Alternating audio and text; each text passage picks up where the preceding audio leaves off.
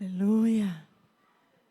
Quem aqui deseja sair desse culto, sair desse momento, não apenas tendo entregado ao Senhor aquilo que Ele merece, porque Ele é digno, mas também recebendo algo dEle para a sua vida? Tem alguém aqui interessado? Eu creio que quando nós nos reunimos, quando nós adoramos o Senhor, nós o entronizamos no nosso meio. Eu creio porque assim a palavra ensina. Então, não é só uma questão de mudar a atmosfera espiritual. Ele é entronizado, ele toma um lugar de governo, domínio, ele é rei. E ele manifesta a presença dele, a glória dele. Ele manifesta das mais variadas formas, mas entre elas, ele nos fala. Ele nos toca, ele nos constrange, ele nos convence. Então, eu quero orar com você uma vez mais. Antes de iniciarmos esse momento de reflexão, para que, de fato, o Senhor se manifeste nos falando. Porque, gente, tem tanta gente falando. São tantos os sons ouvidos. E eu não quero ser mais uma voz a liberar mais um som que você vai ouvir. O meu anseio é que eu seja voz ao som da voz de Deus. Porque aí você vai ouvir a voz dele, apesar da minha. E se você ouvi-lo, sua vida não permanece como está. Você não permanece como está. Há um impacto, há algo que produz, há algo que transforma, há algo que acontece. Então, verdadeiramente, não só feche os olhos porque eu falei para fechar. Mas ore a Deus, clame a Ele. Senhor, fala comigo, eu quero ouvir a Tua voz. Porque esse é o nosso anseio. Amém? Você pode começar a orar aí?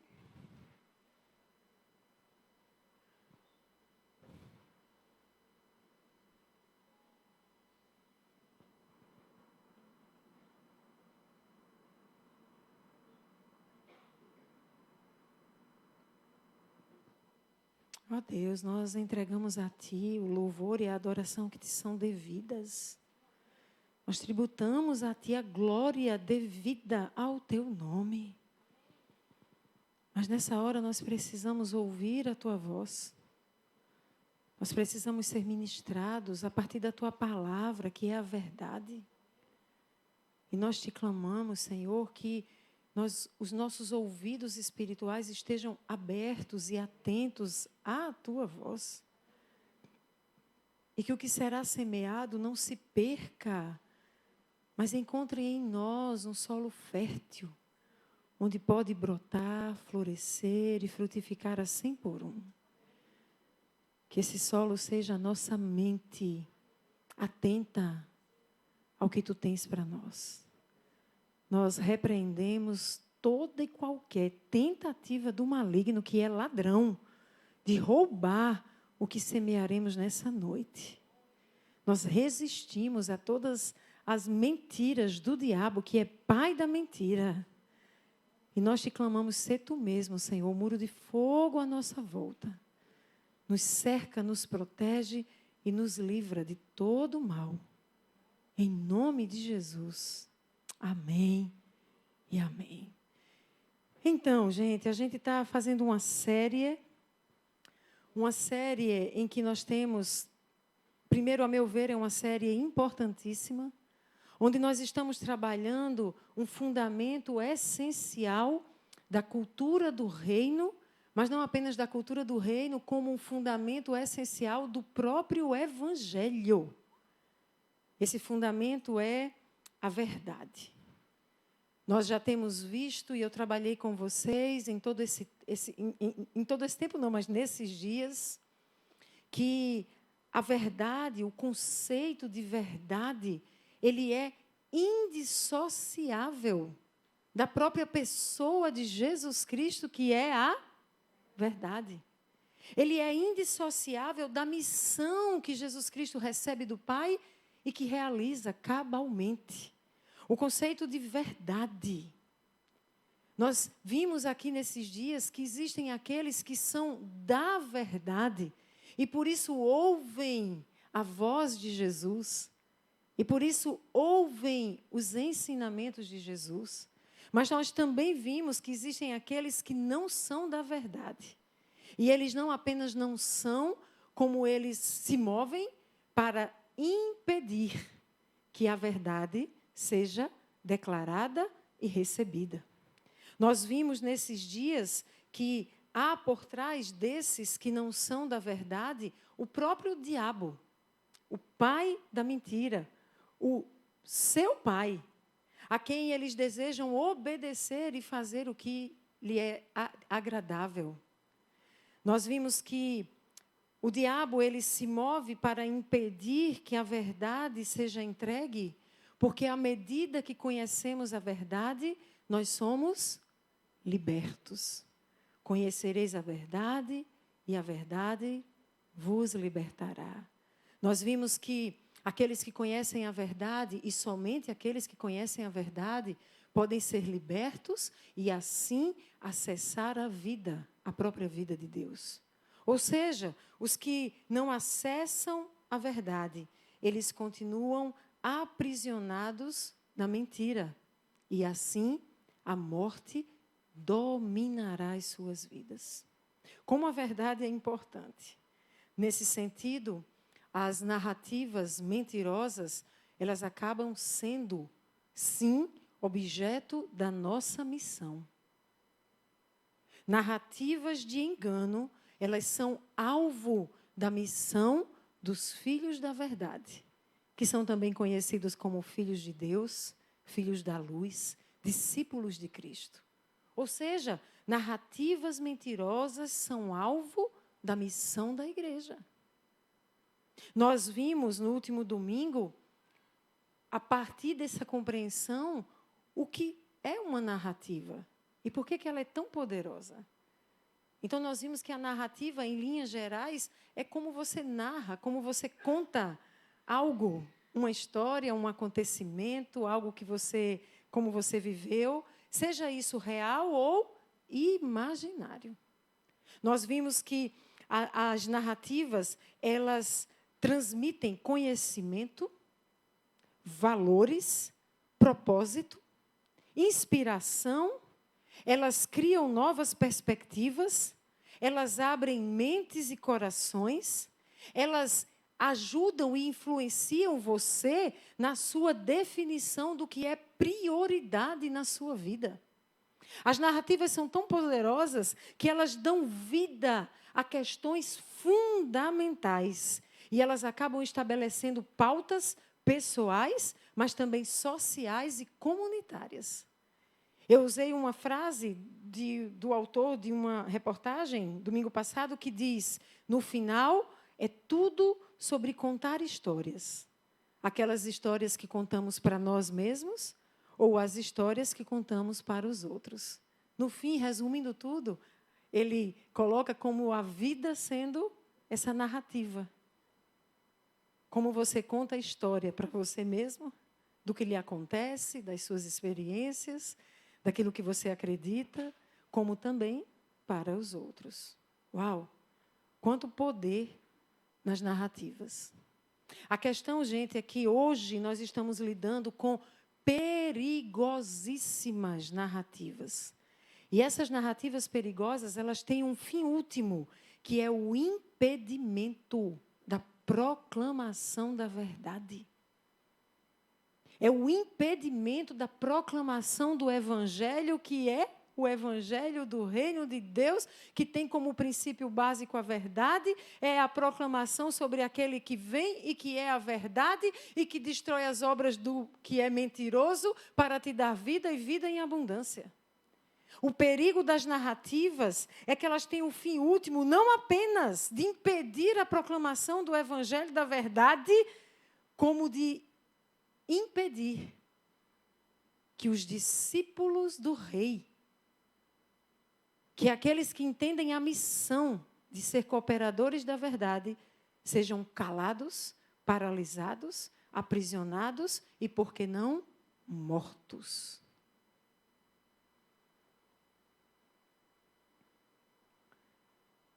Nós vimos, e eu comecei a apresentar no último domingo, que essas narrativas, elas estão muito associadas ou relacionadas à questão de amor e ódio. E aí eu comecei falando sobre o amor. Eu comecei exortando sobre abordagens simplistas a respeito do amor. Na verdade, durante essa semana eu até postei um vídeo sobre uma dessas abordagens simplistas que estão no meio da igreja, quando se fala do nosso amor, da gente amando. Mas não é disso que eu estou falando, que falei domingo passado e falo agora. Agora eu estou falando para vocês sobre algumas abordagens simplistas e distorcidas sobre o amor de Deus. E agora eu não estou falando do nosso dever de amar. Eu cheguei a postar nas minhas redes, num postzinho escrito, em que estava lá dito assim: dizem amar o Cristo que esteve disposto a renunciar, sacrificar e entregar tudo de si por amor.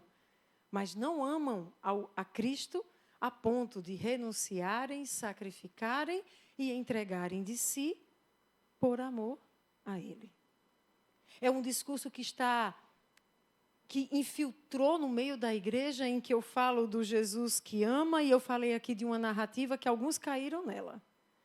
A narrativa que dizia: Jesus é amor, Jesus ama o mundo, Jesus não faz acepção de pessoas, Jesus, porque te ama, veio para te dar vida abundante, a questão não é o que você faz, é o que Ele fez por você.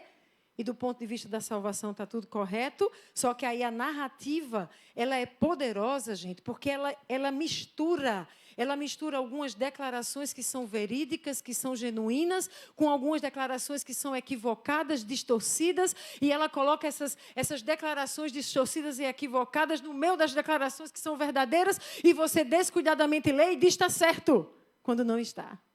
Essa narrativa, até agora, tem um monte de coisa correta, mas no final diz: Ele te amou e isso basta.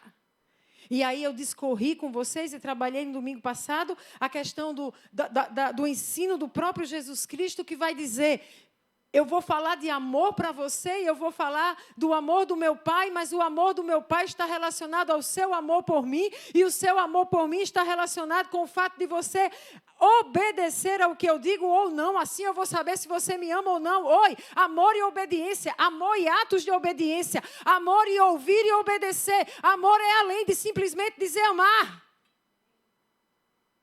Eu trabalhei isso com vocês. Os que são de Jesus amam Jesus. E por isso, Jesus é o motivo e a razão maior da sua existência. Por isso eles não fazem ou agem simplesmente porque gostam, porque querem, porque é interessante, porque dá prazer, porque faz feliz. Eles fazem e agem por amor a Cristo e deixam de fazer e de realizar também por amor a Cristo. E essa é a radicalidade do evangelho do amor. O evangelho do amor é radical. Mas nós estamos sendo bombardeados com narrativas infiltradas sob o pretexto de que é amor, de que é amar. Hoje eu quero continuar e eu não vou mais falar sobre a questão do amor de Deus. Dessa relação do amor com obediência, com atos de obediência. Hoje eu vou falar sobre a narrativa do ódio. E eu terminei a pregação domingo dizendo assim: você sabia que Deus mandou odiar? E agora que você aí na cadeira se estremece todo e diz: como assim? Lá vem. Mas é verdade. O Deus que mandou amar, também mandou odiar. Oi? Abra a palavra dele, porque você não vai me ouvir mandando você odiar. Você vai ouvi-lo te dando esse ensino. Abra na carta de Paulo aos Romanos, no capítulo 12, no verso 9. E ouça o que o Espírito diz à igreja. Romanos 12, 9 está escrito: o amor deve ser sincero. odeiem o que é mal. Você pode dizer comigo? Odeiem o que é mal. Esse verbo é uma ordem, está no imperativo. Odeiem o que é mal. O versículo começa falando sobre o amor que é sincero e precisa ser. Mas em seguida, Paulo diz, odeiem o que é mal. E apeguem-se ao que é bom. Se fizermos um estudo exegético desse versículo, sobretudo desse comando que Paulo está nos dando à igreja, especialmente ali aos romanos, ele não está falando de pessoas. Ele não está dizendo, odeiem aqueles que são maus. Ele está dizendo, odeiem o que é mal. Odeiem aquilo que é mal. Odeiem as obras da maldade. É sobre isso que esse texto fala. A palavra grega, traduzida pela NVI como odeiem, é apostileo, que quer dizer não gostar de, odiar, ter horror a. E ela vem de uma outra palavra, stigios, que quer dizer, aparentemente, uma palavra que quer dizer odiar, odioso, detestável. O que Paulo está dizendo aqui para nós, gente? Tem um comando. Paulo está dizendo, vocês encontraram algo que é mal? Existem obras que são más? Existem práticas e atitudes que são más? Tem maldade nesse negócio? Odeie isso. Não é momento de amar. Não é momento de discurso bonitinho. Deus é amor, mandou amar. O mal, Deus mandou odiar. Sim ou não, gente? Eu estou exagerando? Eu estou sendo radical? Radical foi o Senhor que inspirou Paulo a escrever isso e nos dar esse comando. É mal, odeie. Simples assim. Você acha que isso está forte? Eu vou te levar para Apocalipse, no capítulo 2, quando João é arrebatado, tem visão dada por Deus, e ele vê ali, e ele recebe alertas, exortações, admoestações, e ele escreve a algumas igrejas, a partir do que o próprio Espírito de Deus está entregando a ele. E em Apocalipse 2, no verso 2 e 3, nos versos 2 e 3, ele está falando com a igreja de Éfeso. E ele está dizendo assim, eu conheço as tuas obras. Eu sei o teu trabalho árduo, a tua perseverança. Eu sei que você não pode tolerar. Diga, não pode tolerar. Ele está falando com a igreja que não podia tolerar algo. Não tolera. Não, isso não. É mais ou menos isso. E ele está dizendo, eu sei que vocês não podem tolerar. A palavra tolerar do grego diz levar consigo, apoiar, suportar. Eu sei que vocês não podem apoiar, suportar, eu sei. Homens maus. Agora ele traz para a pessoa. Ele diz, eu sei que vocês não podem suportar homens maus. Esse suportar, ele disse, eu sei que vocês não estão trazendo consigo homens maus. Não estão apoiando homens maus. Não estão dando suporte a homens maus. Ele continua e diz, eu sei que vocês puseram a palavra, a prova, os que dizem ser apóstolos, mas não são. E vocês descobriram que eles eram impostores. Ou seja, vocês não receberam tudo que foi dito a vocês e simplesmente balançaram a cabeça e disseram sim, ok, está correto. Não, vocês colocaram a prova, vocês puseram a prova. E quando vocês descobriram, ia de encontro com a palavra impostor. Vocês confrontaram. Paulo está dizendo, vocês têm perseverado, têm suportado sofrimentos por causa do meu nome. Vocês não têm desfalecido. Mas se eu fosse ler o texto todo, você veria que Paulo vai dizer, mas eu tenho algo contra vocês. É que vocês abandonaram o primeiro amor. E aqui eu quero fazer abrir um parênteses. Sabe, gente, é possível a gente guardar a verdade. É possível a gente estar atento à verdade. É possível a gente não se deixar enganar. É possível que a gente esteja procurando o ensinamento a partir da palavra, fundamentando na palavra, perseverando, aguentando o sofrimento, mas nos afastarmos do primeiro amor. Sabe quando é que a gente se afasta do primeiro amor? Quando já não arde, não queima, estar na presença, estar com Ele, curtir a presença dEle, declarar o quanto Ele é amado, ansiar por Ele. É quando a gente apenas faz coisas para Ele, mas a gente não tem aquela paixão por estar com, relacionar-se, curtir. Vamos estar alertas a isso. Mas o texto segue e no verso 6, depois de Deus dizer que tem algo contra os efésios, Ele vai dizer, tens contudo a teu favor. Olha aí o texto, a teu favor. Então, João volta e diz, tem algo bom para vocês, Deus está falando, tem algo a favor de vocês. Sabe o que é isso? Que odeias as obras dos nicolaítas, as quais eu também odeio. Oi? Para tudo? O Deus que ama é o Deus que odeia? Sim ou não? Hã? Fui eu quem disse? Estou só repetindo a palavra.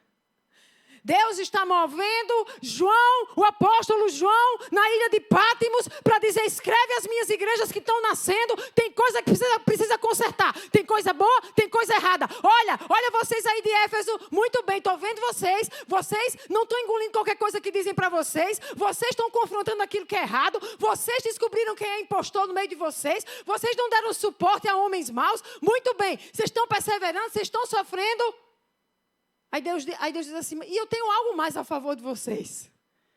Vocês odeiam as obras dos nicolaítas que eu também odeio. Deus elogiou a igreja de Éfeso por odiar aquelas obras, porque ele as odiava. Sim ou não, gente? Vamos continuar? A palavra que ele usou para dizer que odeia é miseu. Sabe o que quer dizer essa palavra? Odiar, detestar, perseguir com ódio. Já não foi a mesma palavra usada lá em Apocalipse 2, no verso 2 e 3. A primeira palavra usada era outra. Essa aqui é uma palavra que acrescenta, perseguir com ódio. As obras que Deus odeia. Meu Deus, será que tem alguém aqui que está começando a entender o que é que vai ser a pregação dessa noite? Será que tem alguém aqui entendendo que o Deus que ama é o Deus que odeia, mas que odeia o que é mau, que odeia o pecado, que odeia obras más? Essa é a questão. E que diz que nós que somos chamados por Ele também temos que odiar. Mas odiar o quê? O pecado, o que é mal, as obras más. E a palavra é perseguir com ódio aquilo que é mal. Meu Deus! Sabe, gente, não é bíblico o ensino sobre estar indiferente ao mal. Eu vou repetir, não é bíblico o ensino de que a igreja, ela pode seguir a sua missão enquanto igreja de Cristo, indiferente às obras más, àquilo que é mal. Isso não é bíblico. Deus orientou a odiar o que é mal.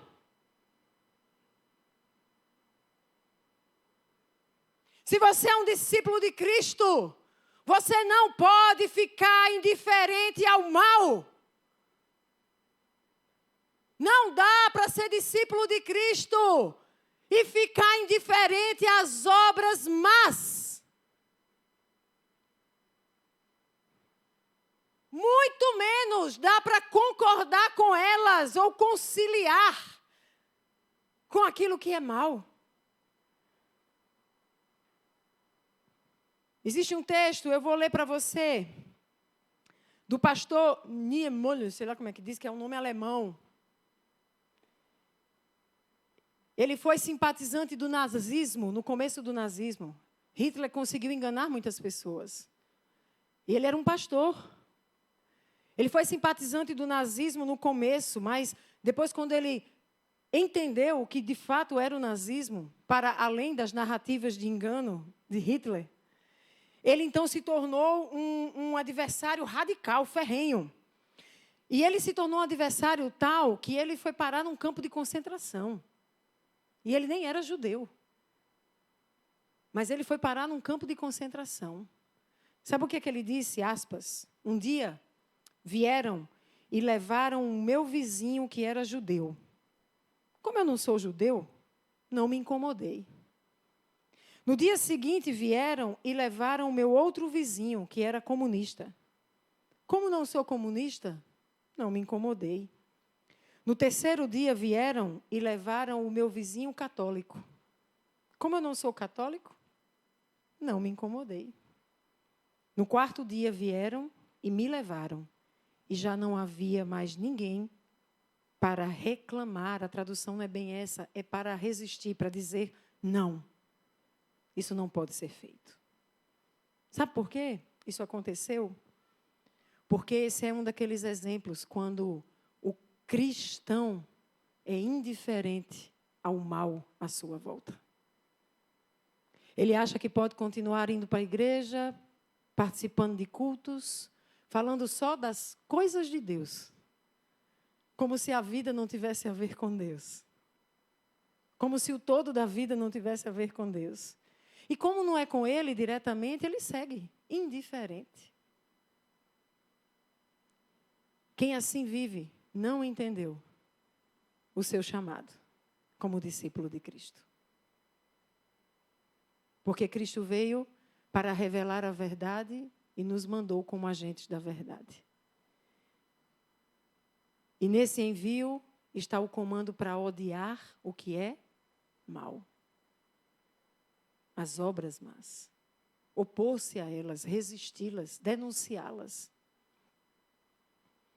Eu sempre repito aqui, muitas vezes já repeti, Martin Luther King Jr., para mim é algo que devia ecoar nos nossos ouvidos de manhã, de tarde e de noite.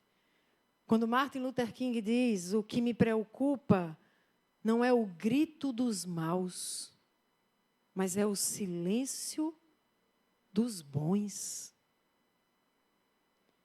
É o que preocupa ele. Os maus estão gritando loucamente lá fora, mas não é isso que preocupa, não.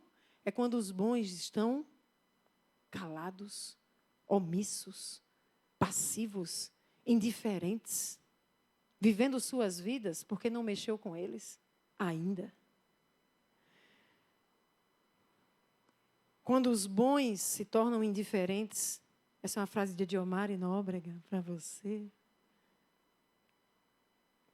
Quando os bons se tornam indiferentes, os maus avançarão e triunfarão. Porque a indiferença nos paralisa e nos faz nos omitirmos diante do mal. Normalmente, infelizmente, a indiferença, ela não apenas nos paralisa, mas ela evolui, sabe? E ela acaba cedendo à condescendência. O que é condescendência, Diomário? É quando a gente cede, quando a gente consente com aquilo que a gente não consentia. A gente acaba se tornando condescendente. A gente cedeu a algo. Normalmente, a indiferença vai nos levar à condescendência. A gente não se importa, não liga, daqui a pouco a gente cede. E, a meu ver, é o que tem acontecido com a igreja cristã. Quando Deus vai falar com a igreja de Éfeso, Deus vai dizer, eu tenho ao teu favor que você odiou o mal, como eu odeio. Eu tenho ao teu favor. Mas sabe o que ele diz logo adiante, no versículo 15, quando ele fala à igreja de Pérgamo? É diferente. Ele vai dizer,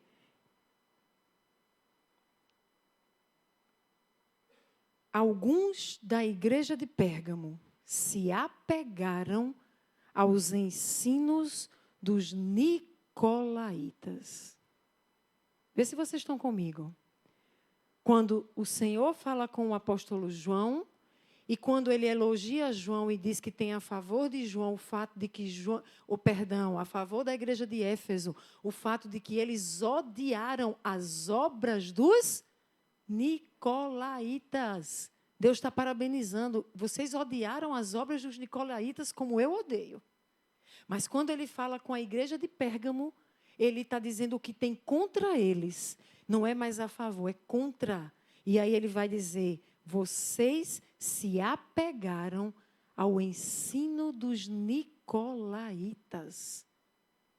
O que os nicolaítas estavam ensinando e fazendo, Deus odiava. E o que era? Quem são os nicolaítas? Que povo é esse? Olha o alerta para nós, minha gente. Coloca a imagem aí, Tatá, dos nicolaítas. Isso aqui eu trouxe da Bíblia de Estudo NVI.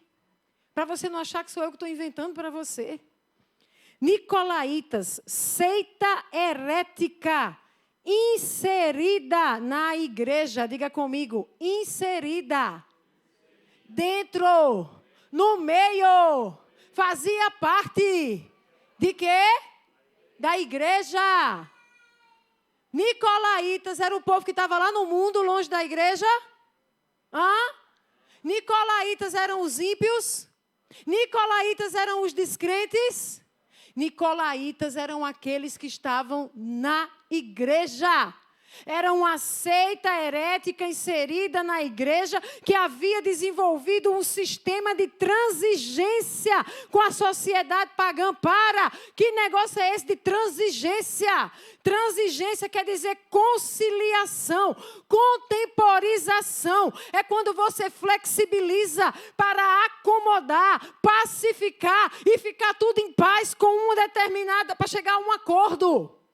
Para dizer assim, vamos ficar bem?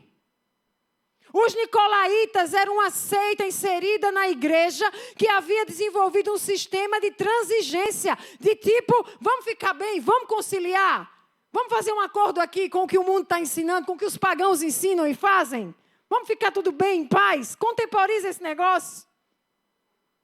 Esses eram os nicolaítas, segundo parece, ensinavam que a liberdade espiritual lhes dava folga suficiente para praticar idolatria e imoralidade. A tradição identifica-os com Nicolau, que era um prosélito de Antioquia, um dos 7 primeiros diáconos da igreja de Jerusalém. Meu Deus! Só que não há provas cabais disso, então não se sabe se foi ou não. Mas dizem que o nome Nicolaítas é porque era desse cara que foi diácono mesmo da igreja lá de Jerusalém. O que esses nicolaítas fizeram? Eles estavam dentro da igreja, gente. E eles eram um grupo que atuava em Pérgamo.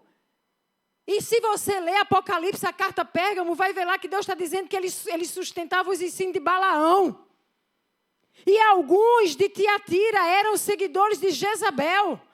Tendo por base suas tendências heréticas, parece que os 3 grupos, os seguidores de Balaão, os seguidores de Jezabel e os próprios nicolaítas, eram esses nicolaítas que Deus está dizendo, ei, eu odeio as obras deles.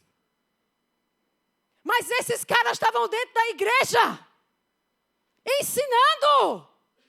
E enquanto a igreja de Éfeso resistiu a eles e odiou o que eles estavam ensinando e fazendo, a igreja em Pérgamo os acolheu e recebeu. E Deus vai falar duramente. Sabe, gente, eu tenho uma palavra aqui para nós, é que os nicolaítas, eles seguem atuando na igreja de Cristo hoje. Não são os mesmos do primeiro século. Mas é o mesmo espírito, com a mesma intenção e propósito. Com uma ideologia que visa conformar o que a igreja ensina com o que o mundo ensina. Vamos conformar, vamos ficar em paz. Os nicolaítas, eles atuam, suas obras, elas são más. Deus as odeia e nós devemos odiá-las também. Pastora, que discurso de ódio é esse? Está vendo que é um discurso de ódio que sai da boca dela? Eu sinto lhe dizer que saiu primeiro da boca do meu Deus, que me chamou para abrir a minha boca e pregar como voz profética dele nesta terra.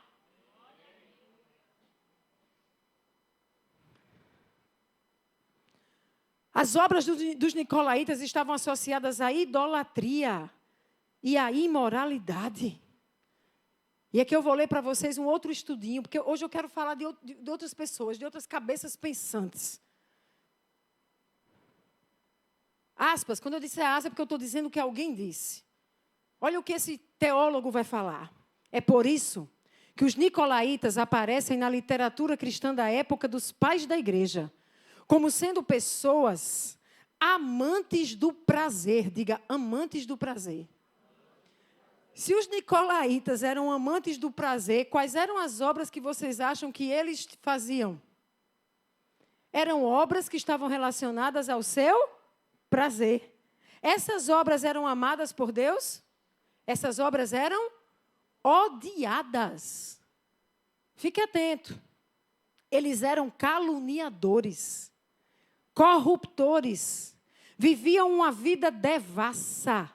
Diga comigo, devassidão. Devassidão é uma obra que Deus odeia. Assim, certamente, os nicolaítas eram pessoas comprometidas com o mundo pecaminoso. Eles participavam e incentivavam outras pessoas a se entregarem a festas, rituais, práticas e banquetes imorais e idólatras daquele povo pagão. Olha que detalhe importante, nem eu sabia disso. E olha que eu já estudei que sou a morrinha. Mas olha só, aqui vale considerar um detalhe importante relacionado ao contexto histórico. Olha, fica atento. Nos dias em que o Apocalipse foi escrito, ou seja, naquele tempo em que João estava recebendo a visão de Deus e escrevendo as cartas, certo? Olha como era o contexto histórico e cultural. Deixar de comer alimentos sacrificados a ídolos, recusar-se a frequentar festas pagãs, implicava isolamento social e econômico. A vida daquela sociedade girava em torno dessas festas. E o comércio tinha como patronos as divindades cultuadas por eles. Tudo isso significava que um cristão verdadeiro, que se abstivesse das práticas pecaminosas deles, provavelmente perderia seu emprego, sua influência social e seria excluído da sociedade. Oi?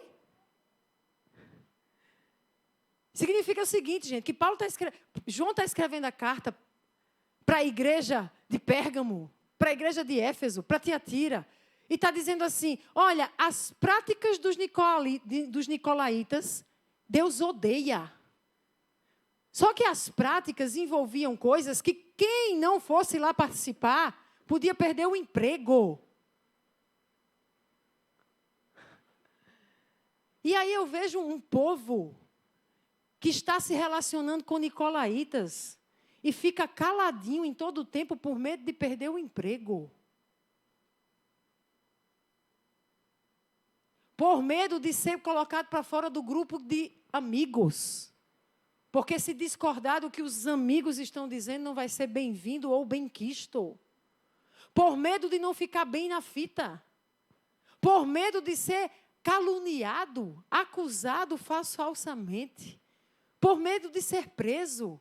Mas, minha gente, Deus mandou João escrever isso aqui para a igreja dizendo, preste atenção, essas obras são más, vocês têm que odiar essas obras. E se eu perder o emprego? E se me colocarem para fora do meu grupo de amizade? E se começarem a dizer que eu sou fundamentalista? E se disserem que eu sou radical? E se disserem que eu sou... O que mais podem dizer? A questão é, minha gente, que o evangelho, ser cristão, seguir esse evangelho, vai demandar algumas coisitas a mais de você do que dizer Deus me ama. Eu sou amado. E o que importa é como Ele me ama.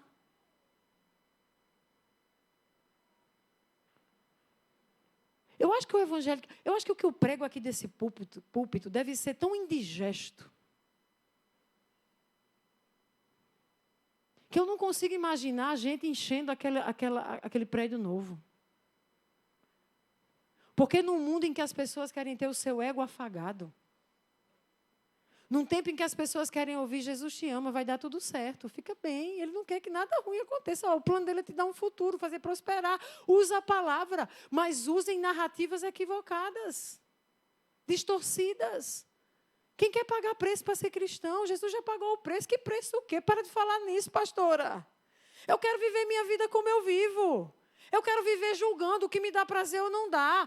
Está saindo, tá pesando demais no meu bolso esse negócio de ser cristão, então deixa esse negócio de lado. Está requerendo muito do meu tempo, deixa esse negócio de lado. É muito saco, é muito peso, é muito fardo, é muita... deixa esse negócio de lado. Eu vou perder amigos que vão achar que eu sou radical, deixa esse negócio de lado. Não! Se você quer ser cristão, você precisa entender que o Cristo que te chamou para ser discípulo diz, esteja disposto a perder a vida! Quanto mais a mexer no seu bolso, ou a perder o seu emprego.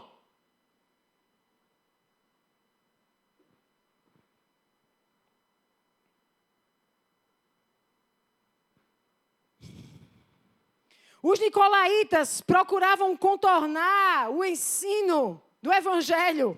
Tentavam misturar elementos do paganismo dentro da igreja de Cristo.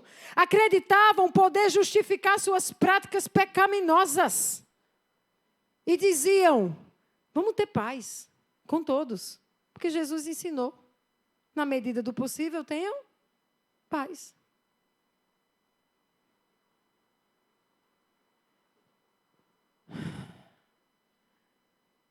A mensagem dos nicolaítas ela é tentadora para quem quer os benefícios da salvação em Cristo, sem as possíveis perdas associadas a ela. Antes de Paulo sair, eu disse, amor, vê essa frase que eu vou dizer. Porque eu sei que vai ter moído, mimimi. Voltou de um jeito, minha gente. Sabe quando você decide chutar o pau da barraca? Eu estou assim, tipo, gostou, não gostou. Meu amigo, se eu sentir que é a verdade, que precisa ser ensinada, eu entender esse negócio de assunção apostólica na minha vida, eu vou ensinar. Se vai ficar um comigo ou 1000, eu vou morrer sabendo assim, Senhor, o que o Senhor me deu, eu fiz. Eu fui fiel. A minha consciência é o que eu entendo que eu precisava ter ensinar, porque foi a responsabilidade que o Senhor me deu. A salvação em Cristo nos presenteia com benefícios imensuráveis, sim ou não? Mas ela traz consigo perdas desagradáveis. Sim ou não? Salvação tem a ver com perda? Tem, querida. Você vai perder um monte de coisas, segundo o padrão deste mundo, a cultura deste mundo e o que é bom para esse mundo. E se você não entender isso, você vai ficar atrás de igreja que te dá apenas os benefícios da salvação, mas não te admoesta nem te exorta a assumir as perdas de um compromisso real com Jesus Cristo. Esse teólogo termina dizendo, o tempo passou, mas pessoas semelhantes aos nicolaítas continuam por aí. Essas pessoas levam um estilo de vida imoral e corrupto. Elas tentam se infiltrar entre os cristãos com o objetivo de perverter a verdade do Evangelho. No entanto, a sentença já foi dada por Cristo. Apocalipse 2,16. Contra eles batalharei com a espada da minha boca. Os nicolaítas, eles verão o juízo de Deus nas suas vidas. Contra eles, Deus vai batalhar. Não queira ficar amiguinho deles. Não dá para ter essa amizade, porque é luz e trevas. Sabe, gente, odiar o pecado é direção dada pelo Senhor, que também o odeia. No entanto, amar o pecador é direção também dada pelo Senhor. A questão é que há uma diferença entre odiar o pecado e odiar o pecador. Amar o pecador e amar o pecado. São coisas distintas. E o diabo, ele conhece as Escrituras. Então, ele usa as Escrituras, distorcendo as Escrituras para enganar, para impedir que você acesse a verdade e que continue aprisionado. É por isso que eu quero ler com você Apocalipse 21, a partir do verso 1. É Deus falando, gente. Não é Diomare, não é um teólogo, é Deus falando. Olha essa mensagem. Isso aqui tem a ver com o evangelho do amor. O evangelho da verdade, que é a verdade de Deus, que é a verdade. Diz, então eu vi um novo céu, uma nova terra, pois o primeiro céu e a primeira terra tinham passado, o mar já não existia. Eu vi a cidade santa, a nova Jerusalém, que descia do céu, da parte de Deus, preparada como uma noiva adornada para o seu marido. Ouvi uma forte voz que vinha do trono e dizia, agora o tabernáculo de Deus está com os homens, com os quais ele viverá. Eles serão os seus povos, o próprio Deus estará com eles e será o seu Deus. Ele enxugará dos seus olhos toda lágrima. Não haverá mais morte, nem tristeza, nem choro, nem dor, pois a antiga ordem já passou. Essa é a hora que você diz aleluia! Porque se a nossa vida se resumir a esta vida, nós somos os mais miseráveis dos homens.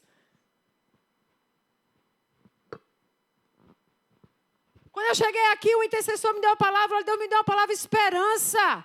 E eu fiquei pensando, nada a ver com a pregação de hoje. Mas quando eu comecei a ler isso aqui, o Espírito acabou de me dizer, olha aqui a palavra de esperança. A esperança é que chegará o tempo em que essa ordem vai passar e uma nova ordem será estabelecida. Não vai mais ter morte, não vai mais ter pranto, não vai mais ter dor. Aquele que estava sentado no trono disse, estou fazendo novas todas as coisas. E acrescentou, escreva isto, pois estas palavras são verdadeiras, são dignas de confiança. Não é narrativa, é palavra verdadeira do Deus que é a verdade. Mas o texto continua, disse-me ainda está feito.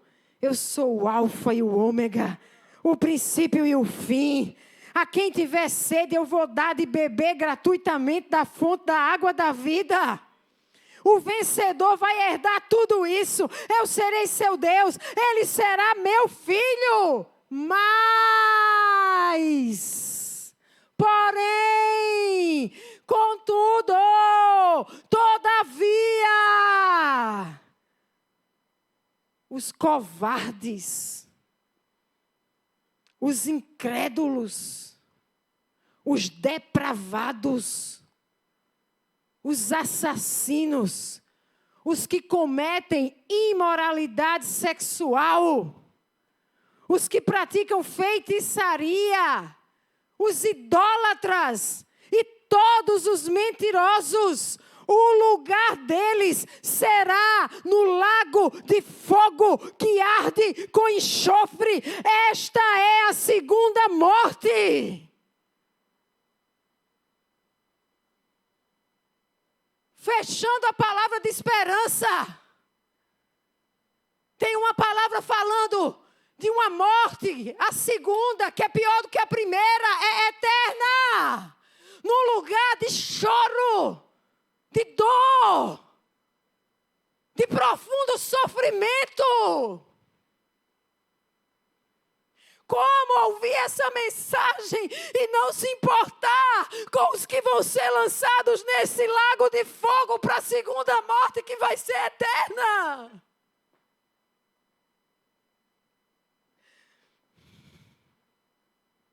Como saber que Deus está dizendo que isso acontecerá e viver a vida aqui sem se importar com narrativas de engano que vão aprisionar pessoas do engano e o fim delas será um lago de fogo, de enxofre com sofrimento eterno?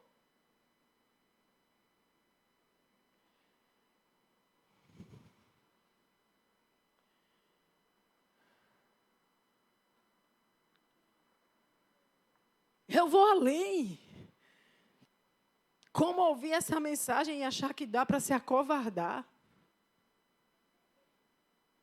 Porque ele fala que nesse lugar, onde não haverá morte nem dor, que a pessoa vai lá ficar com ele, usufruindo de ser filho dele, covarde não entra. Não fui eu quem disse.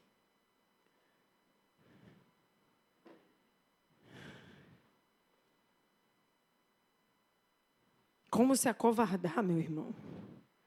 Como viver covardemente? Com medos tão secundários. Como ter mais medo de ser tido como fundamentalista ou de ser perseguido ou caluniado? Como ter medo disso? Ter mais medo disso do que ter medo de estar no lago de fogo. Onde os covardes estão, os incrédulos. Se é ofensiva para você essa mensagem, rasga essa página da Bíblia e esquece que é crente.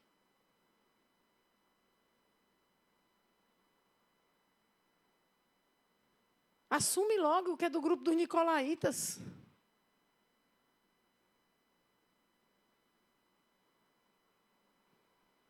Sabe, proclamar essa mensagem. Essa mensagem precisa ser proclamada. Porque as pessoas estão se perdendo. E elas vão receber a condenação da segunda morte. É para sempre. Como não pregar essa mensagem? Como nos calarmos? A questão é que proclamar essa mensagem está sendo distorcido pelo diabo. Como se quem fala dela é quem tem um discurso de ódio. E eu acho que até pode ser um discurso de ódio. Mas é ódio ao pecado. O problema é que o diabo está dizendo que é ódio ao pecador. Mas é amor. Que amor é esse que faz alguém arriscar perder o emprego? Que amor é esse que faz alguém arriscar ser preso? Que amor é esse que faz alguém arriscar ser perseguido? Que amor é esse que faz alguém arriscar ser falsamente acusado? É o amor de Cristo. Que faz a gente ver quem está se perdendo, aprisionado num discurso, numa narrativa de engano, e não consegue ficar parado. Mas diz, não, eu preciso te dizer a verdade que liberta. E se você disser a verdade que liberta, você vai ser acusado de discurso de ódio. E você vai dizer, isso não é ódio, é amor. É ódio ao pecado, mas é amor por você, pecador. Porque Deus deseja que você esteja com aqueles que estarão usufruindo, não de morte, nem de choro, nem de dor. Mas só tem um jeito para usufruir, tem que ter arrependimento. Tem que amar a Cristo mais do que a si mesmo. Tem que amar a Deus a ponto de obedecê-lo e sacrificar os seus próprios prazeres e vontades. Isso faz parte do Evangelho, irmãos. Esse Evangelho mutilado é uma desgraça. O Evangelho mutilado do amor é uma desgraça. Mas tem cara de evangélico.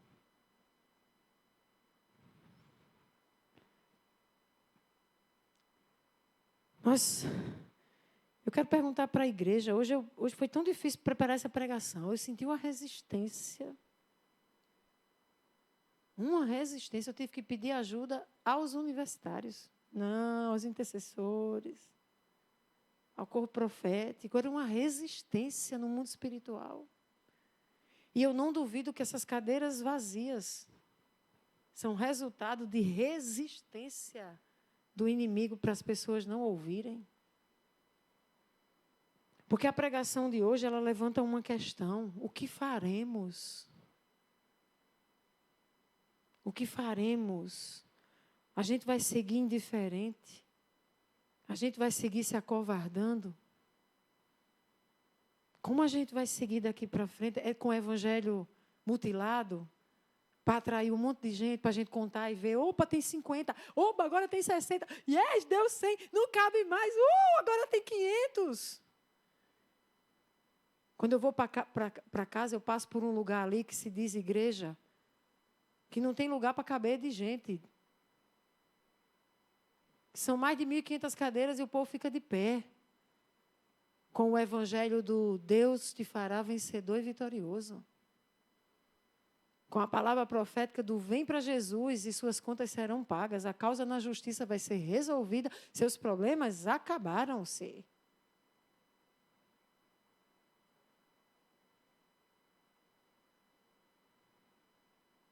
Esse evangelho enche igreja. Mas o evangelho que diz, meu irmão, você ama mais o seu dinheiro do que a Jesus. Você ama mais o seu prazer do que a Jesus. Você precisa ainda se converter. Porque Jesus está te chamando para tu dar a tua vida, por amor a Ele, a verdade dEle, a ser cooperador da verdade, a não deixar para lá, a odiar o pecado e o mal como Ele odeia.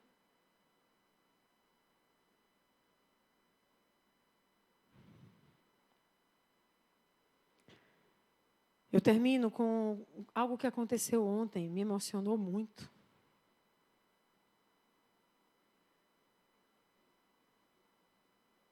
Eu estava em casa, estava no meu momento devocional. E a Elisa chegou. A Elisa tem 15 anos. A Elisa estava dizendo para a psicóloga que ela estava querendo, assim, achando que estava tendo ansiedade, porque ela tem tantos ministérios, tantas atribuições, tantas atividades, que ela não tem tempo.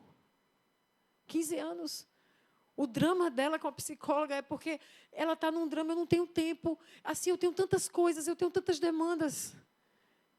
Eu tenho que estudar, eu tenho a escola, mas eu tenho que servir. Eu sirvo as crianças, eu sirvo aqui, eu faço um estudinho, eu faço não sei o quê. Eu estou com Michele, levando esse ministério tão fundamental. E eu estou aqui, eu estou nas artes, e ela está dizendo para a psicóloga, o que é que eu faço? Eu estou...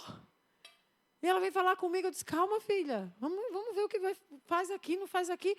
Deixa a coisa, você não vai, não é só você, é o corpo, não faz tudo. Vai ter coisa que você vai dizer, não, isso aqui não vai ser comigo.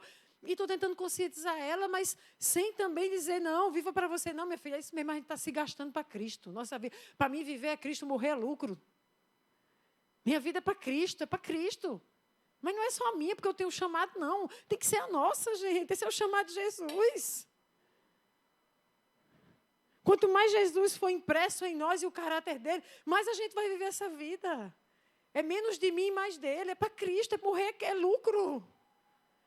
E aí, quando eu vejo a Elisa está chegando e ela está correndo, ela saiu de manhã, de tarde, no começo da tarde, e ela está correndo porque vai vir de noite para a igreja. E eu disse, mulher, calma, o que foi? Ai, mãe, estava na hamburgada, lá na comunidade com as crianças, e como foi? E ela começa a voltar, mulher, tinha umas crianças lá, e aí, mãe, não tinha nada, aí eu senti assim, estava aquela, ficando dormindo despacio, eu digo, vem cá, sentei na lama com eles, a gente sentou ali no chão, aí comecei a contar uma historinha, nem estava planejado contar a historinha, aí me veio, sabe, o meu amigo Jesus, eu comecei a dizer, olha, o meu amigo Jesus me visitou lá um amigo meu me visitou lá em casa. Aí ela começa a contar a historinha, aí daqui a pouco, e no fim ela disse, você quer entregar a sua vida a Jesus? Mãinha, um menino levantou a mão, começou a chorar e entregou a vida a Jesus, o outro estava não sei o quê. E eu fiquei ouvindo aquilo, comecei a chorar. Daqui a pouco, Carla hoje vai me mandar uma mensagem dizendo que uma adolescente recém-convertida foi para uma dessas crianças, o menino estava com dor, ela botou a mão e disse, seja curada, alguma coisa assim, você crê na cura? Ela liberou a cura, o menino disse que foi curado.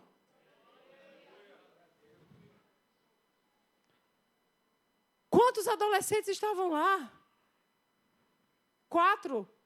5? 5. Eles deram 2 horas do sábado. 2. Não tinha teologia, não teve ensinamento teológico, gente.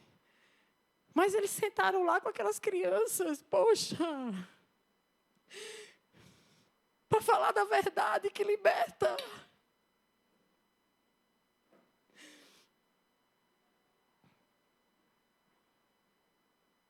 Agora escute, as crianças estão sendo bombardeadas com narrativas de engano e de mentira. As narrativas e as ideologias estão espalhadas em todo que é lugar. O inferno está operando, atuando enquanto a igreja se reúne.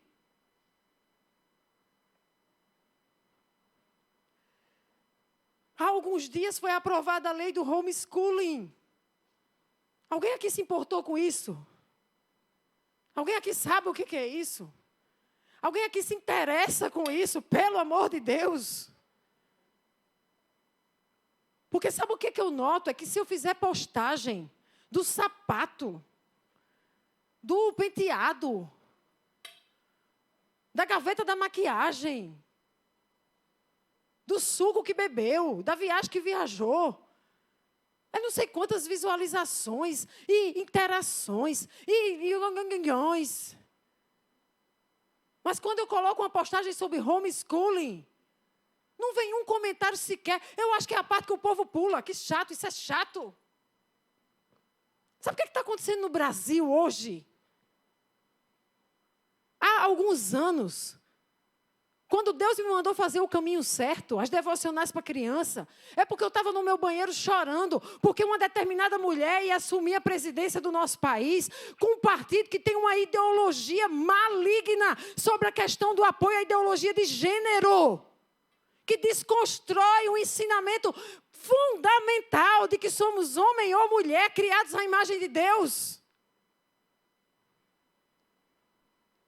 E eles tinham um projeto para isso entrar nos livros escolares, entrar na escola, entrar da criança pequenininha, proibir professor de o menino chamar o menino de menino, a menina de menina, porque não é para ter isso, não tem gênero, é o que você acha que é, como você se sente bem, o que é que te dá prazer, isso é maligno. Eu estava no meu banheiro chorando, eu era ministra de louvor. Meu ministério era louvar e pregar, em congresso de mulher, normalmente. Mas eu estava chorando, dizendo, Deus, o que vai ser das crianças quando esse tipo de ensinamento estiver nos livros escolares e fizer parte do conteúdo do Currículo Nacional de Educação?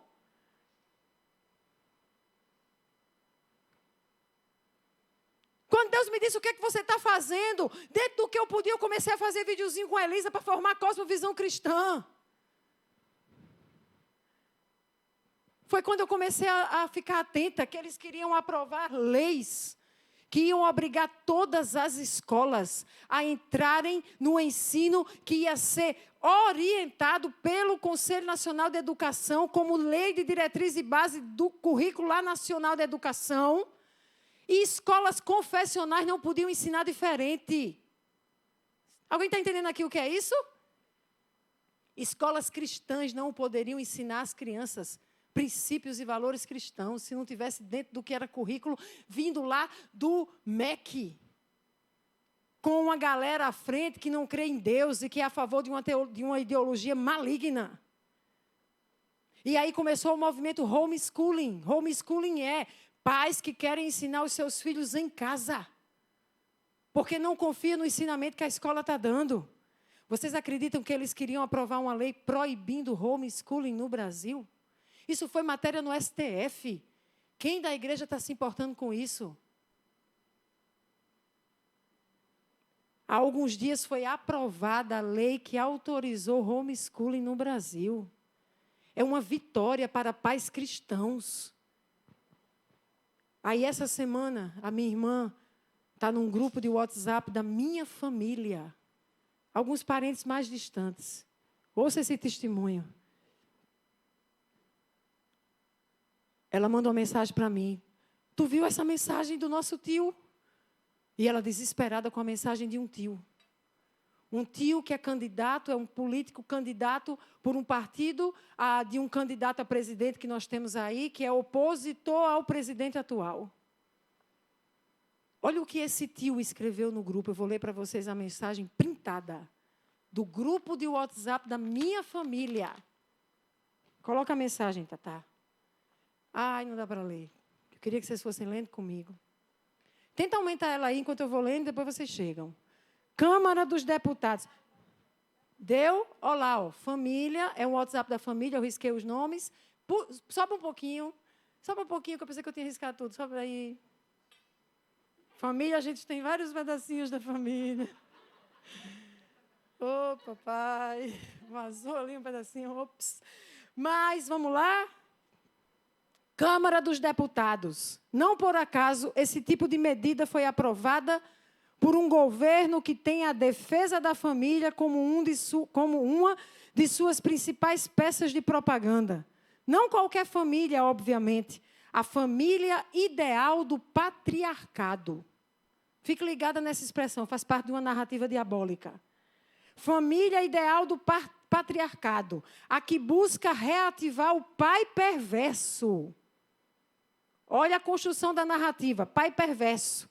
Composta por pai, homem, chefe da casa, e seus subordinados, mãe, mulher, e filhos heteronormativos.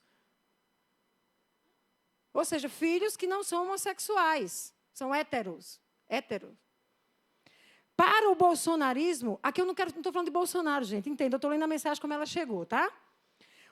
Tal família é considerada a fonte de todo o bem e toda virtuosidade, cabendo a ela a tarefa de cuidar, inclusive da escolarização e da educação sexual das crianças. Está errado? Isso tem a ver com algum nome de político? Vou ler. Cabe à família a tarefa de cuidar, sim ou não? Cabe à família a escolarização, sim ou não? Cabe à família a educação sexual das crianças, sim ou não? Oi? Mas vamos mais. Assim sendo, garantir que a escolarização de todas as crianças seja feita fora do núcleo familiar não é apenas uma forma de democratizar o acesso ao ensino, é mais básico.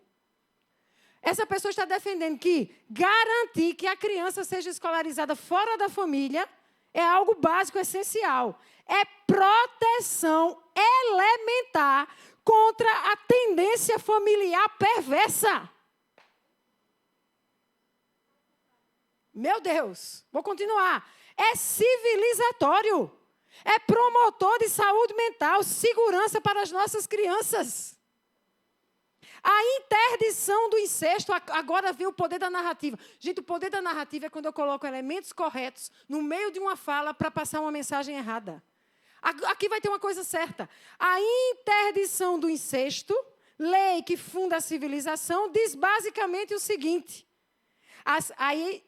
Aí distorce de novo. As questões relativas à sexualidade devem ser vivenciadas e aprendidas fora do núcleo familiar.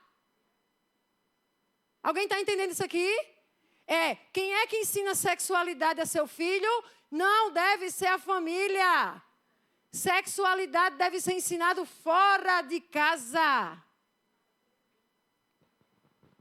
E se compreendemos que sexualidade não é apenas sexo, mas todo o laço feito fora das... Aí eu perdi, porque minha irmã foi que bateu o print. Aí vem o outro print. Perdeu esse restinho. Bora? Bora, Tatá.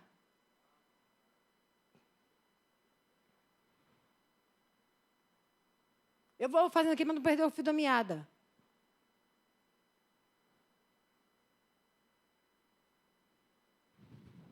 É por isso que a romantização da família é um erro. É ingênuo acreditar que ela seja boa em si. Meu Deus. A melhor família é aquela que compreende seu componente perverso. E que, por isso, se ocupa em lançar os filhos para fora de si. A melhor família é a que compreende que a família é perversa e bota os filhos para fora. Para aprender fora dela, viver fora dela as experiências. Continua. A família é uma espécie de mal necessário que precisa ser superada por cada um no seu esforço de maturidade. O pai sempre precisará ser morto. Gente, o que é que está por trás disso? Por que é que o diabo tenta fazer com que os pais humanos façam tanto mal aos filhos? Porque eles vão afetar a maneira como essas pessoas vão ver Deus como pai. O pai sempre precisará ser morto por cada um e a cada vez. Este foi o argumento freudiano ao retomar o Édipo para falar da família nuclear. O Édipo nunca foi uma história bobinha sobre papai, mamãe e filhinho, como se interpreta por aí. Sendo assim, todo discurso que busca romantizar a família ou promover o resgate de um pai ideal, segue o caminho contrário do movimento civilizatório e facilita a perversão. Meu Deus, que distorção da verdade, é maligno. Não por acaso, aí ele vem com dados que fazem parte do que a gente vê. Olha essa narrativa. Não por acaso, os abusadores mais comuns de mulheres e crianças são os pais, padrastos, tios ou substitutos, padres, pastores, gurus ou líderes. Fiz esse preâmbulo para falar da aprovação do homeschooling ontem na Câmara dos Deputados. Aí ele continua o texto e ele vai detonar homeschooling e vai dizer que enquanto eles estiverem no poder, eles vão lutar para que os pais não possam ser os responsáveis pela escolarização e educação dos filhos, porque é um ambiente perverso. É verdade que tem pai abusador de filho? Nós atendemos muitos filhos aqui que foram abusados. Isso significa dizer que todo pai é abusador? O falso só existe porque há o verdadeiro. Deus criou a família, célula máter da sociedade. Família é projeto de Deus. Toda narrativa contra a família precisa ser odiada por nós. Porque é uma obra maligna contra a verdade de Deus. A minha pergunta para você é: se esse ensino está lá dentro das universidades, nos cursos de pedagogia, psicopedagogia e etc. E os meninos que saem da faculdade vão ensinar com base nisso aqui. O que você acha que vai acontecer com família? O que já está acontecendo. E como ficam a cabeça das crianças? Elas são o alvo desse tempo, como nunca. As crianças são alvo como nunca. E você diz, mas eu não sou criança, o que é que eu tenho a ver com isso? É que se nós não levarmos a verdade para os pequeninos, eles vão receber a mentira de que pai é mau, de que família é perverso e de que eles têm que não só sair da família, como se contrapor a ela. Eles vão ficar abandonados a quem os ensine sobre a sua identidade, sexualidade e todo o resto. Como você acha que uma criança que recebe um ensino contrário à palavra de Deus, quando cresce, vai receber você pregando a palavra?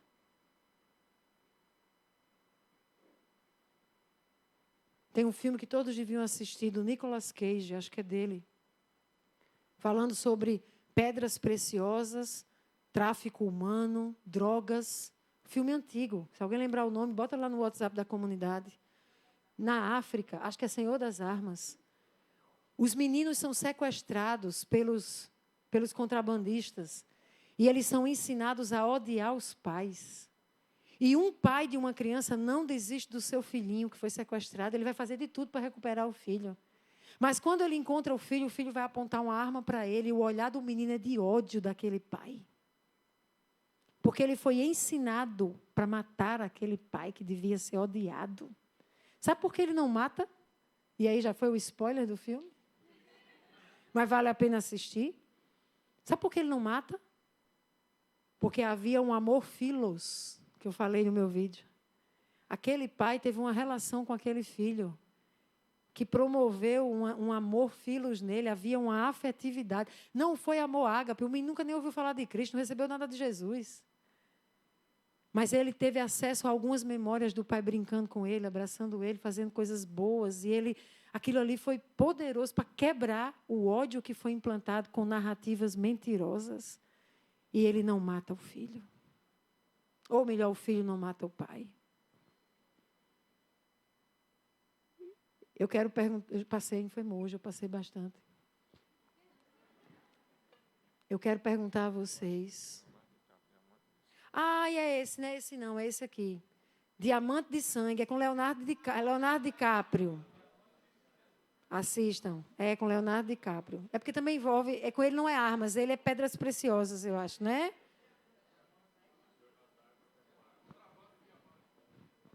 Gente, o que isso tudo tem a ver com a gente?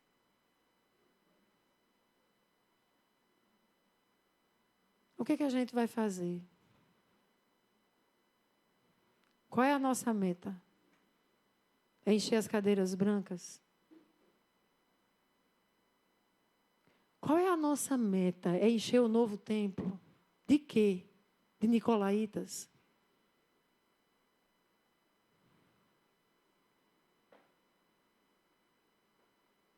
O que é ser cristão para você? Por que você está aqui agora, me assistindo, mais de 1 hora falando no pé do seu ouvido?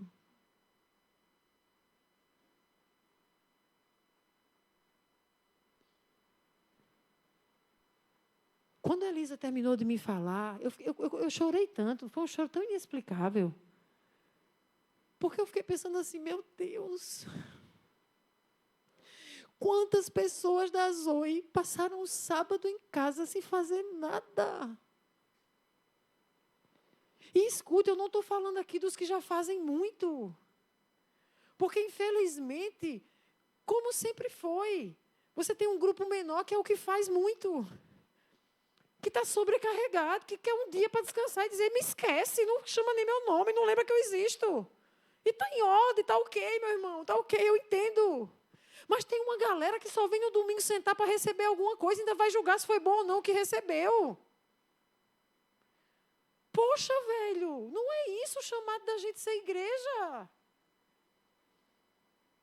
Quando a Elisa terminou de falar, eu disse, Elisa, eu digo, minha filha, por que a gente não começa um CEP, o que é? Um grupo pequeno lá nessa comunidade, a gente já foi lá 2 vezes, com hambúrguer, com não sei o quê. Os meninos vieram agradecer, Mari depois botou o testemunho que um deles veio, tio, obrigada. Os meninos estão lá, eles estão ouvindo. Elisa disse, mãe, eles nem piscavam. Eles estavam atentos a tudo que eu dizia. Meu Deus, esses meninos estão abertos para ouvir a verdade. Que vai forjá-los. Então, vamos começar um grupo pequeno lá.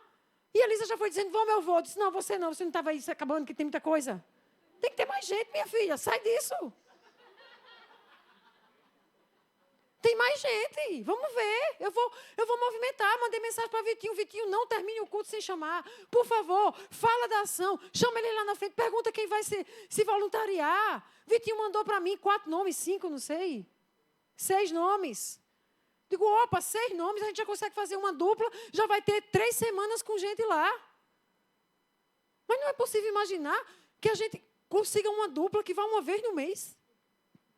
Dá 2 horas do seu sábado, sentar no chão com o menino daquele e falar do evangelho, da verdade. Será que a gente não consegue isso, gente? E começa assim. Dá o nome, mas vai acontecer o quê? Sei não, meu filho, o que vai acontecer não, Deus vai nos dizer. A gente começa e ele vai dando a sabedoria, mas eu não sei teologia, a Elisa também não sabia, não. A gente pede a Michele, pede a ela, pede a Lilian, dá aqui um estudinho, o que dá lá, o que fala lá, o que faz? E dá um ensinamentozinho, você senta ali com aquela criança, e é um tipo de homeschooling, não é homeschooling no sentido do pai e a mãe em casa, mas é a igreja indo à vida daquela criança para falar da verdade. Agora, se nós nos calarmos, os maus estão gritando. Eles estão gritando nas praças. Eles estão gritando nas escolas. Eles estão gritando nos comerciais de TV. Eles estão gritando no TikTok. Eles estão gritando. Eles estão gritando. Enquanto os bons estão calados. Ou melhor, adorando a Deus.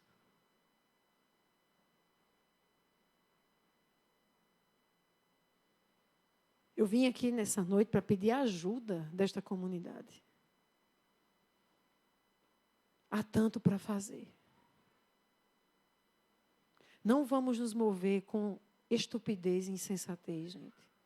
Não é sair daqui hoje e começar a gritar, eu tenho ódio do pecado. Não é isso. Vamos buscar estratégias de como sermos cooperadores da verdade que vão odiar o mal. E vão resistir ao mal. Me ajudem. Para de esperar que eu tenha que dar um comando. Que eu tenha que dizer assim, agora tem esse projeto. Poxa, me ajuda, gente. É desesperador. Vocês não sabem o que é de manhã, tarde, de noite. A mente pensando, tem que ouvir meus filhos. Esse lá de vez em quando diz, para de pensar. Porque eu estou pensando aqui, os adolescentes, eles vão chegar na universidade, olha o que vai ser ensinado. Quem está ensinando a eles o que está fazendo o que precisa ser feito. Os casais da Zoe, cadê esses casais?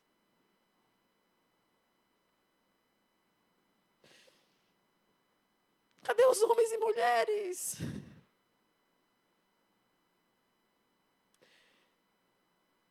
Poxa, velho, dobra o joelho no chão e diz, Senhor, me usa nesse tempo, esse tempo é mau. No que o Senhor pode me usar? Traz uma ideia.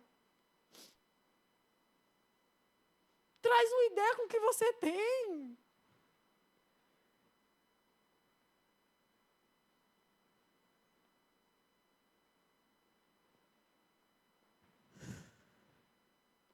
Vamos orar.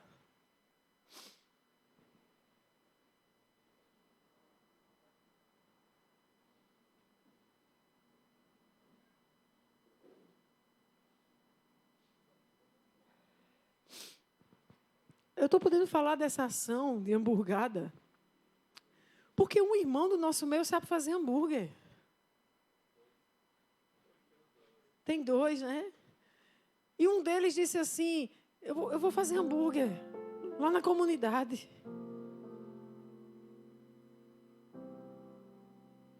E ele disse, consegue mexer os adolescentes para irem lá comigo? Eu faço hambúrguer e eles ficam com as crianças. E eu fico imaginando se a gente pode fazer hambúrguer para jovens. Se os beloveds conseguem pensar em sair desse lugar. Sábado após sábado, sai desse lugar. Porque tem uma galera que vai receber o julgamento de morte eterna e a segunda morte. E estão lá fora.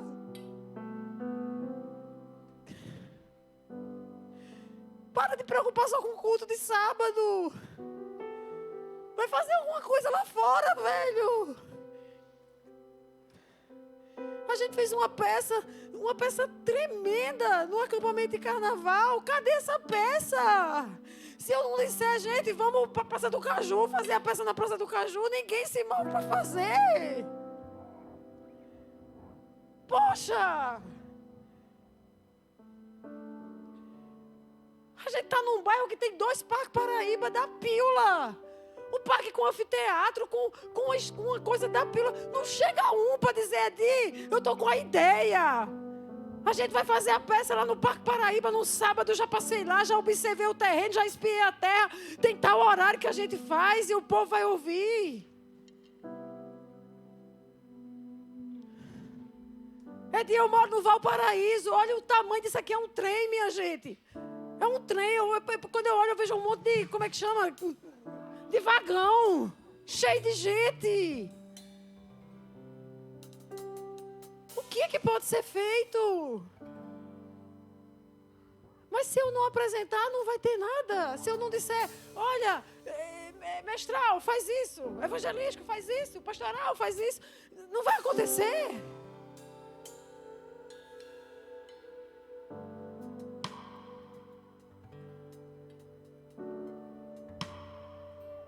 Nós temos a verdade, nós carregamos a mensagem da verdade.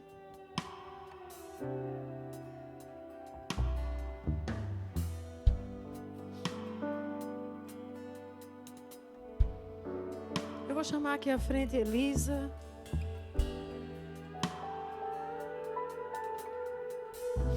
Letícia.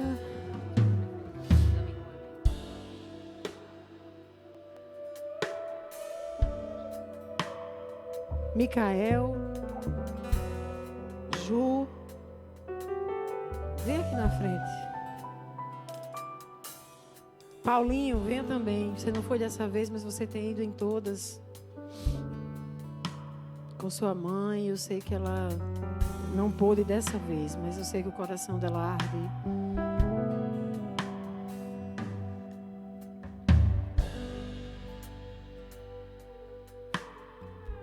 Sabe o que eu acredito? Eu acredito que se cada um deles se comprometer em não viver mais para si, só para os seus prazeres, se cada um deles não tiver mais a preocupação de ser aceito pela turma, não se preocupar com a reputação de ser condenado e escrachado, mas se cada um deles amarem a Jesus, para serem cooperador de Cristo, eles podem fazer uma transformação nessa cidade. Eles podem transformar gerações, porque eles podem transformar crianças, eles podem transformar adolescentes e jovens. Se cada um deles, no seu grupo de influência, conseguir ser um agente para uma vida, eles já multiplicaram. E aí eu entendo a coisa da multiplicação com um propósito, que não é encher a igreja. Você pode estender a mão para ele e abençoá-los. Você pode pedir a Deus que não deixe que eles vivam apenas para ser uma experiência, mas para ser a experiência da vida deles. Que Deus derrame sobre eles ousadia para eles não se calarem. E sabedoria para eles saberem quando calar. Mas quando falar, saberem o que falar e como falar. Você pode abençoá-los com saúde física, emocional, com um destravar espiritual que não fica só fazendo uou, tchu, tchê, tchá, mas um destravar espiritual que os leva a experienciar Deus no íntimo e no secreto, com a palavra, ouvindo a voz de Deus, seguindo essa palavra com ousadia.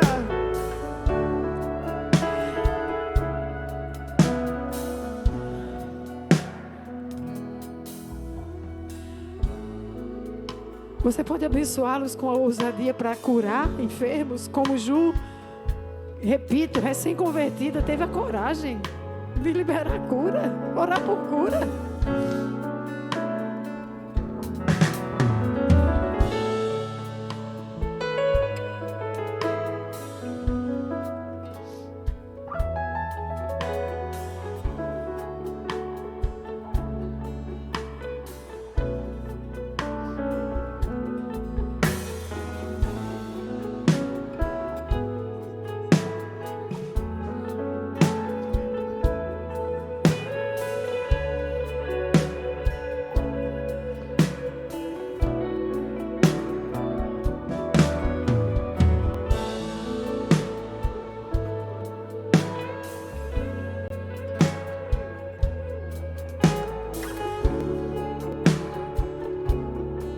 Maravilhoso.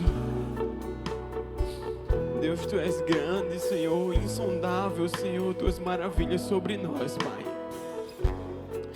Deus, com tudo que foi falado hoje, tudo que foi dito hoje, Senhor, nós não podemos ficar parados, Deus. Deus, em nome de Jesus, Pai, eu quero Te apresentar a vida de cada um desses meninos e meninas, ó Pai, que se disporam 2 horas do seu dia, Deus, para estar ali levando Tua palavra, Senhor, aos pequeninos, Deus. Quando Tua palavra diz que são eles que têm que ir ao Senhor, Deus. E nós temos que ser como crianças, Pai. Deus, em nome de Jesus, eu quero abençoar, Senhor, as mãos deles, Senhor, para que eles possam tocar, Senhor, e vidas sejam curadas e transformadas. Vidas sejam salvas, ó Pai. Deus, eu quero o Senhor também abençoar os pés deles, ó Deus.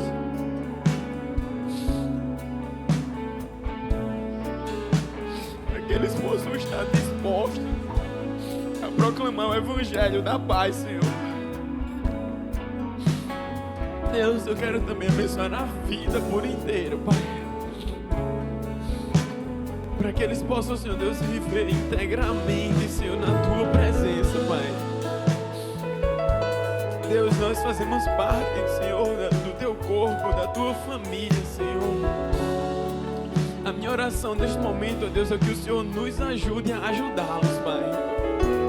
Deus, que a Tua igreja se empenhe, que a Tua igreja se envolva, que a Tua igreja, Senhor, se levante e não fique parada, Senhor. Em nome de Jesus, nós veremos, ó Deus, esse número que dá aqui 5 seja multiplicado 7 vezes mais, ó Pai.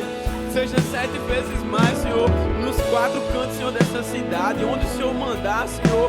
Não apenas adolescentes estarão aqui na frente, Senhor, mas jovens, homens, mulheres estarão aqui fazendo parte, Senhor, e testemunharemos, ó Deus, o Teu poder, da Tua maravilha, como foi ali, Senhor, naquele lugar, Senhor, neste sábado, Pai, onde nós abraçamos crianças chorando, dizendo: o Senhor entrou na minha vida, Ele mudou minha história, onde vieram, Senhor, nos abraçar, ó Deus, chorando, pedindo para que a gente ficasse só mais um pouquinho.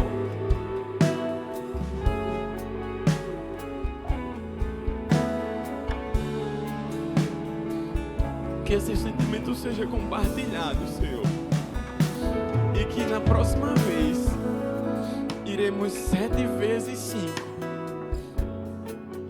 Em nome de Jesus, Pai. Essa é a nossa oração, Deus. Não saia, eu quero fazer um segundo apelo. Eu quero chamar agora homens e mulheres. Não são mais adolescentes. Homens e mulheres dispostos a sair desse lugar que você está. Eu quero que você fique de pé onde você estiver, com o coração realmente disponível para Deus. E eu vou pedir que eles estendam agora as mãos deles e os abençoem. Comecem a orar. Abençoem esses homens e mulheres que ficaram de pé. Comece a declarar que venha sobre eles sabedoria, ousadia, coragem, fé, amor. Amor pelas vidas que se perderão se a verdade não for ministrada, ensinada. Se vocês quiserem sair e tocar nessas pessoas, podem fazer, podem ir lá, podem ministrar, liberar uma palavra profética. Tá? Não fiquem tímidos, não.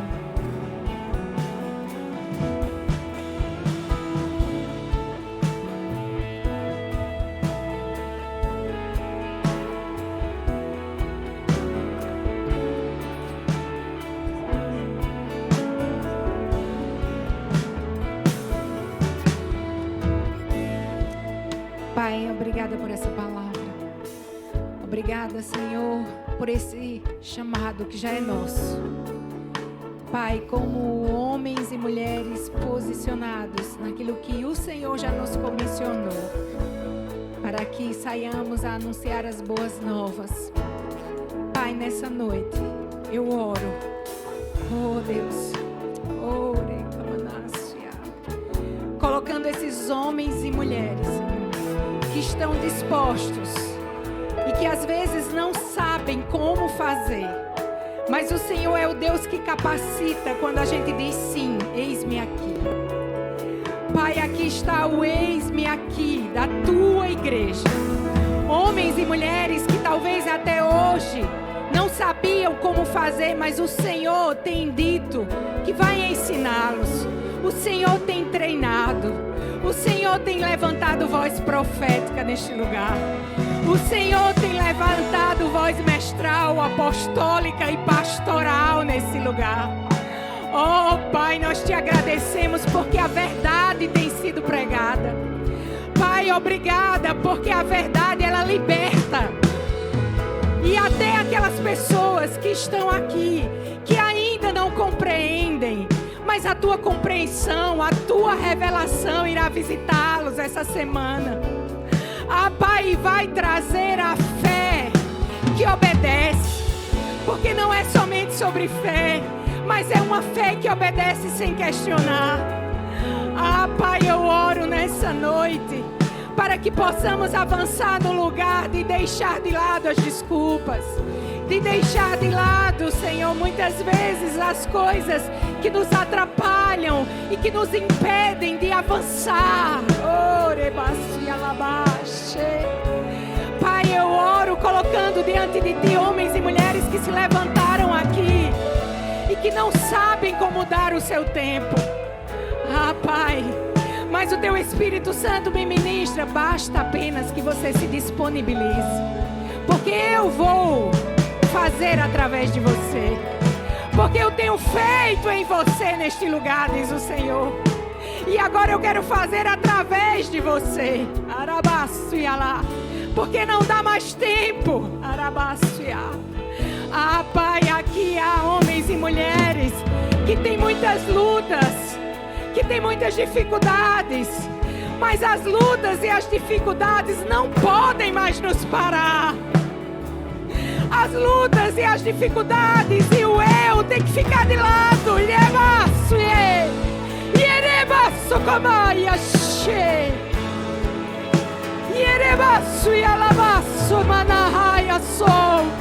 E eu vejo o Espírito de Deus tocando em ventres aqui nessa noite.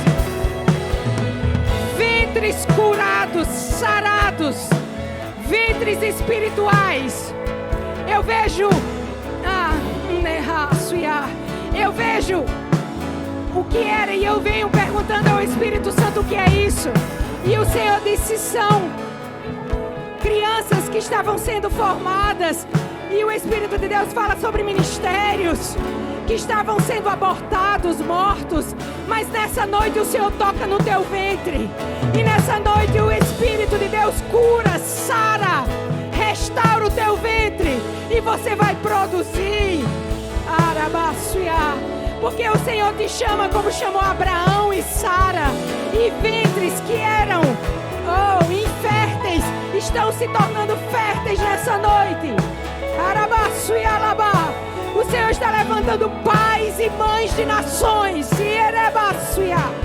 E que começam nas praças, nas favelas, nas ruas, com as prostitutas.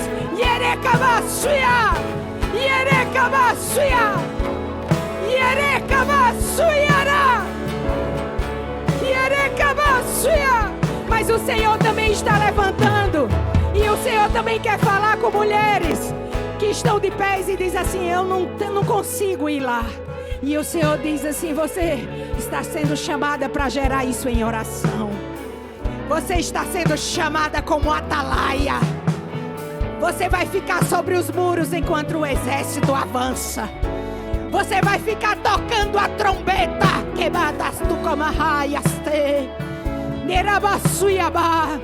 E trazendo as mensagens do céu para que o exército avance. Eu não posso fazer nada, não tenho mais tempo. Você pode orar. E orar vai requerer de você prioridade. Orar vai requerer de você muitas vezes deixar a dor que te dói, mas você se colocar para orar pela dor do outro. Orar vai te levar a ministrar cura em outros quando você precisa de cura. Mas o Senhor está dizendo: e para mim e para você é por amor a mim, é por amor aos meus que a verdade precisa ser pregada, a verdade precisa ser dita. E para alguns eu chamei para proclamar, outros eu chamei para orar proclamando. E o Senhor está levantando homens e mulheres nessa noite que irão, homens e mulheres que orarão pelos que vão. E mas que se colocarão no lugar aonde o Senhor já te chamou. Pai, obrigada. Obrigada pelo esse ventre curado, sarado. Obrigada, Senhor, por tudo que está sendo gerado na verdade, porque a tua verdade liberta. Nunca foi sobre nós, é sempre sobre ti. O nome sobre todo nome, nome sobre o qual todo joelho se dobrará e toda língua confessará: Jesus é o Senhor.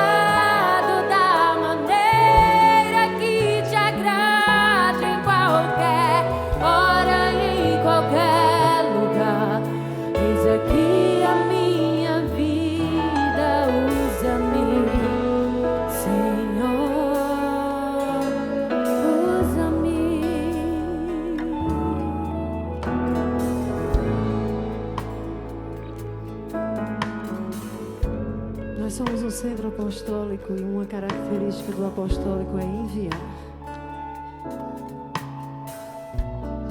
Nós queremos enviar você para a sua escola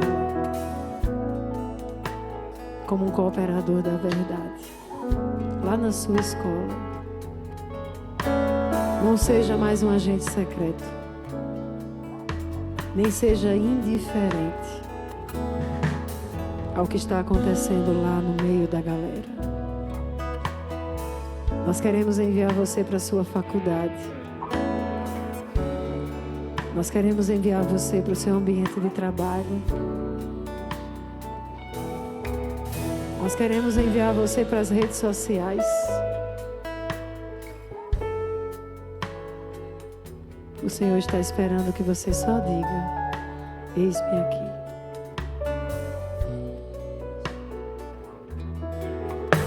Sábado, os adolescentes estarão na bica. Vão ter um momento de adoração, depois vão evangelizar. Então fale com Cadmiel para saber direitinho o horário. Não sei o que vai acontecer nos jovens, mas tenha ideias. Eu quero liberar aqui profeticamente que venha um tempo de criatividade. Criatividade do Espírito, para você ter ideias e não esperar que a liderança da comunidade te diga o que fazer. Criatividade seja liberada em nome de Jesus. Amém?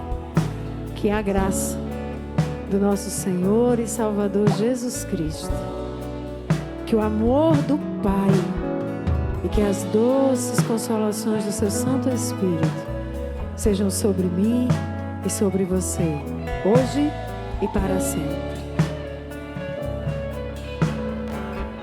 Vão em paz e ouçam aqui só o último aviso de Vitinho antes de vocês saírem. Pedrinho, tu pode botar aí, por favor?